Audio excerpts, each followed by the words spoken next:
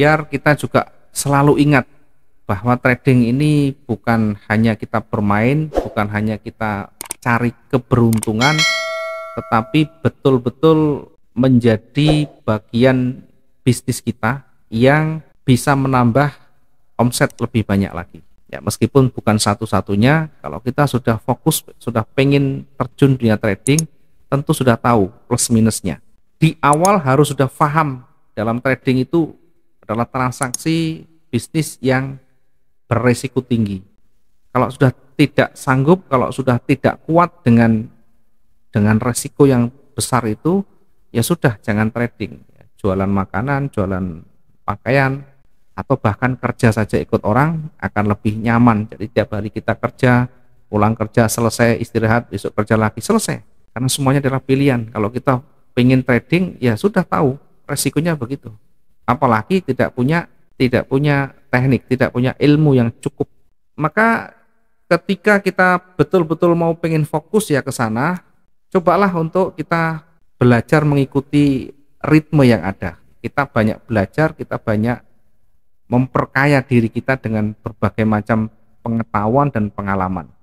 Maka yang menjadi sasaran kita jangan langsung fokus ke hasilnya dulu, jangan fokus ke profitnya dulu. Coba kita belajar banyak dengan membuat satu sistem ya, atau kita mencari teknik yang betul-betul cocok buat kita, sehingga dengan teknik itu nanti kita ketemu yang lebih nyaman, yang lebih pas dengan gaya kita.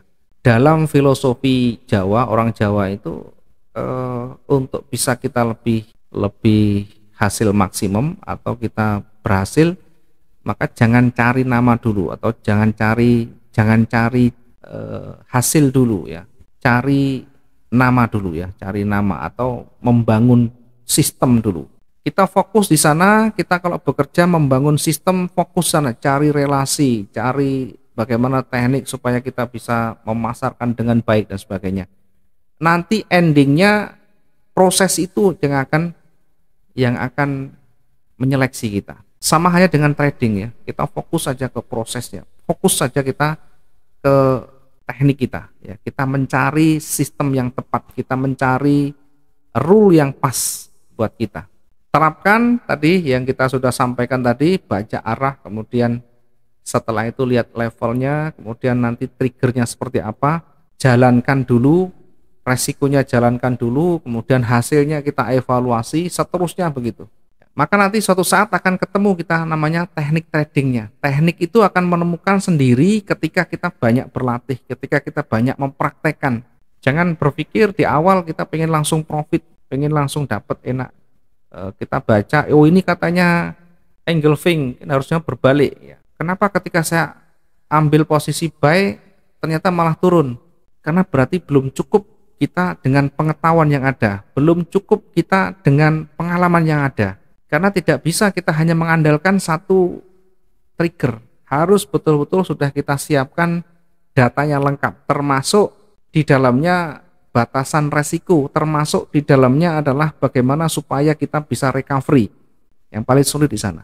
Kemudian dari banyak latihan itu nanti setidaknya kita akan tahu bagaimana cara kita kontrol emosi kita. Oh ternyata kalau saya masuk lebih cepat, saya entry tanpa dasar, saya entry tidak menggunakan triggernya, walaupun sudah meyakinkan ini mau naik, ternyata begitu saya ambil posisi buy, tidak butuh waktu lama marketnya turun, walaupun trennya kuat naik, ya karena kita kurang kontrol emosi kita. Ya. Kemudian jangan lupa untuk selalu kontrol profit kita. Ya, tadi di awal sudah kita sampaikan. Kalau kita menggunakan day trading, misalkan kita target satu hari 600 pergerakan. Dengan lot misalnya 0,1, artinya profit kita adalah $60. Kalau sudah tercapai target kita, meskipun bukan angka yang persis sama, $60, mungkin 58, mungkin 56, mungkin 65 dan sebagainya, itu sudah memenuhi syarat, memenuhi dari target. Maka belajarlah kita untuk kontrol profit kita. Ya, biar kita tidak haus terus-menerus. Kalau kita turuti profit banyak, kita turuti lagi. Oh ini masih bagus. Merasa sudah bisa profit, merasa sudah bisa analisa terus-menerus karena melihat chart itu.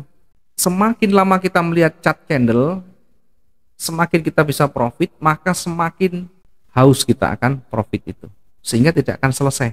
Walaupun sampai malam akan dibela, walaupun sampai dini hari dibela, karena sudah merasa ini sudah saya tepat sekali, analisa saya sudah hebat.